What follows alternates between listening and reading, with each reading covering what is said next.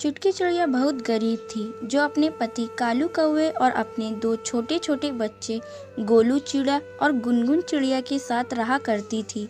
चुटकी चिड़िया अपने बच्चों को खूब पढ़ाना लिखाना चाहती थी।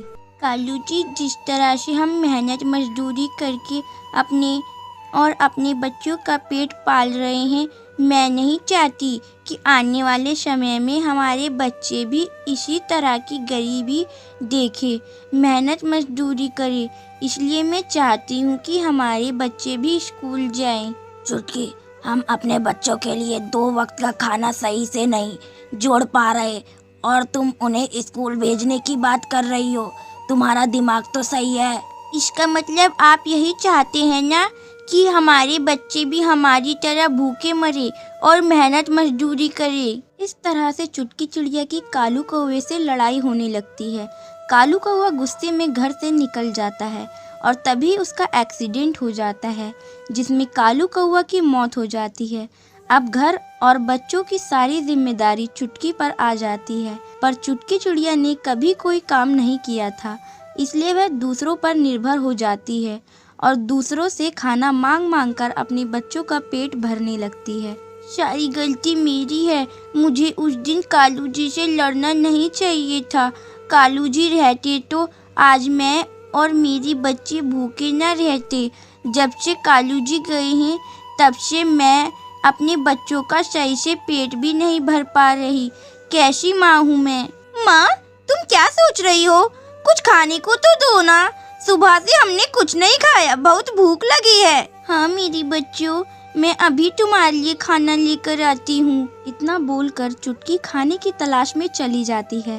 पिछले 2 दिनों से चुटकी ने खाना नहीं खाया था, जिस वजह से उसकी तबीयत खराब होने लगती है, पर फिर भी चुटकी चिड़िया हिम्मत नहीं हारती और अपने बच्चों के लिए खाने का जुगाड़ करके घर आती है। ये लो मेरे बच्चों, मैं किसी से तुम्हारे लिए थोड़ा सा खाना मांग कर लाई हूँ, इसे खाकर अपना पेट भर लो। माँ, आपने भी तो 2 दिन से खाना नहीं खाया है, थोड़ा सा खाना आप भी खा लो। नहीं बच्चों, ये खाना तुम खा लो, तुम्हारे लिए खाना लाने से पहले ही मैंने खा लिया था। इस तरह से चुटकी चिड़िया अपने बच्चों का पेट तो भर देती है, पर खाना ना मिलने के कारण अब वे चुटकी चिड़िया की तबीयत खराब होने लगती है। माँ, तुम्हें क्या हुआ? तुम उठ क्यों नहीं रही? माँ, अब हम तुमसे कभी खाना नहीं मांगेंगे। माँ, मेरे बच्चों को लगता है मेरे जाने का समय आ चुका है, पर मुझे दुख इस बात का है कि जाते हुए मैं तुम दोनों का पेट भी नहीं भर पाई।